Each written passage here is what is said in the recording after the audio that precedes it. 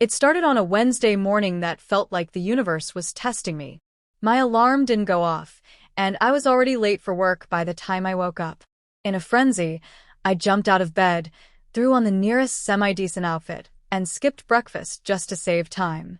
The city was cold, brisk wind sweeping through the streets of Chicago as I rushed out the door of my brownstone apartment building. I was halfway down the front steps when I realized my mistake.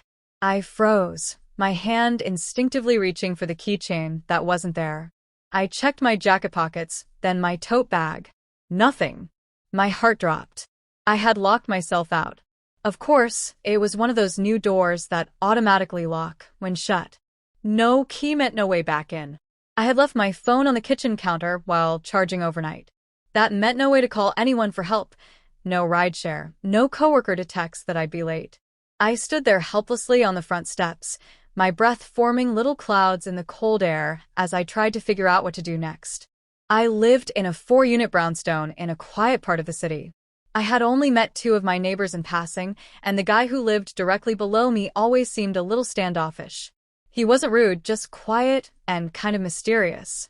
Tall, always in black or dark gray, headphones in his ears, coffee cup in his hand. We'd exchanged a few awkward hellos in the hallway over the last year, but that was it. I didn't even know his name. As I debated whether to walk a mile to the nearest cafe just to use a phone, I heard the front door open behind me. I turned around quickly, slightly embarrassed. And there he was. The guy from Unit 2.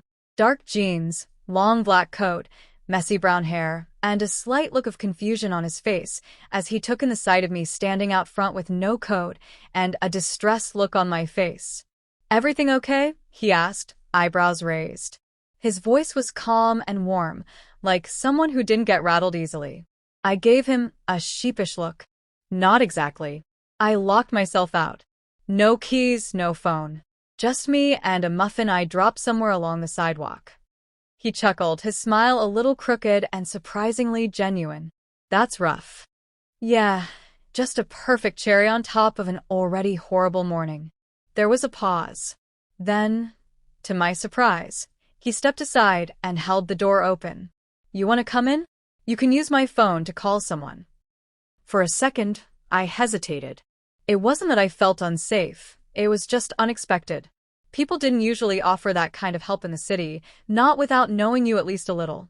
But I didn't have many options, and he didn't seem like a threat, just a guy trying to help. "Thanks," I said, stepping inside. Jake leaned against the wall, holding a mug of coffee. "Rough start.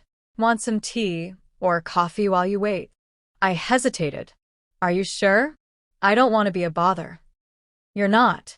Besides, you already made it through the hard part, asking for help." He made me a cup of mint tea, and we started talking. At first, it was light conversation.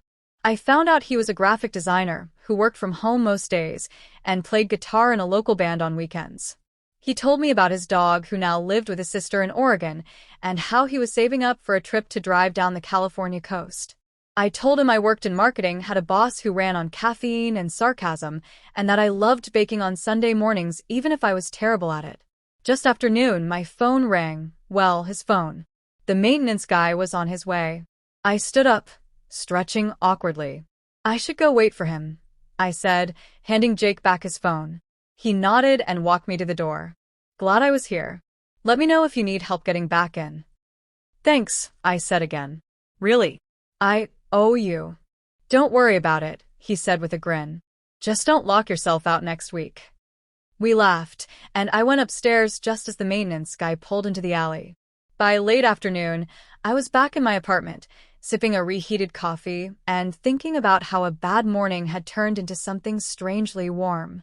That night, I slid a little thank you note under Jake's door. It was handwritten, slightly awkward, and signed, "Megan from upstairs." The next morning, there was a small box of cookies waiting at my door with a sticky note. "You mentioned you bake on Sundays. Thought I'd try first. Jake." That was the beginning. Over the next few weeks, we started seeing more of each other.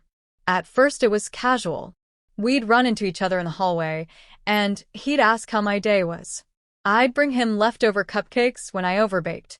One Saturday, I passed him in the lobby as I was carrying a grocery bag, and he insisted on walking it up to my door.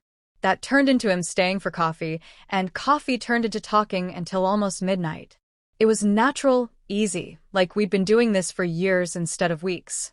One Friday night, I was walking back from a work event, exhausted and cold, when I saw Jake sitting on the front steps, hoodie pulled over his head, earbuds in. He looked up and smiled when he saw me. "Rough day?" he asked. "The worst," I said, sitting next to him. He pulled out one of his earbuds and offered it to me. I slid it in, and a soft acoustic song started playing. We sat there in silence for a moment, just listening, the streetlights glowing around us.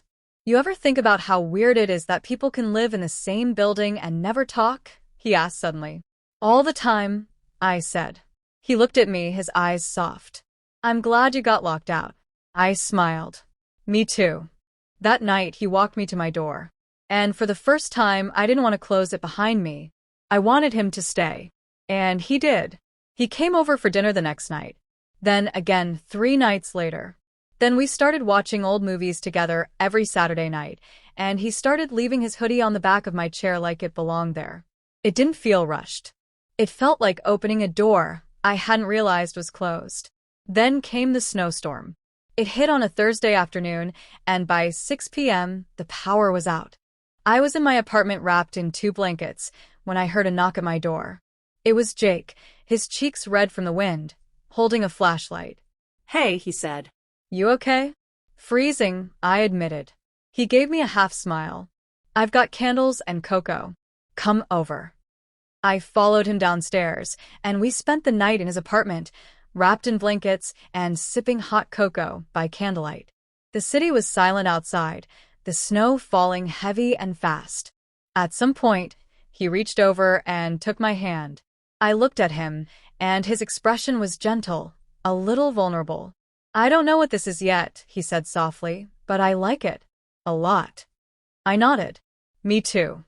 He leaned in slowly, and when our lips met, everything about the chaos of the world outside disappeared. It was quiet, real, and filled with everything I didn't know I'd been waiting for. After that night, we didn't go back to being just neighbors. We were something more. I'd never be locked out again.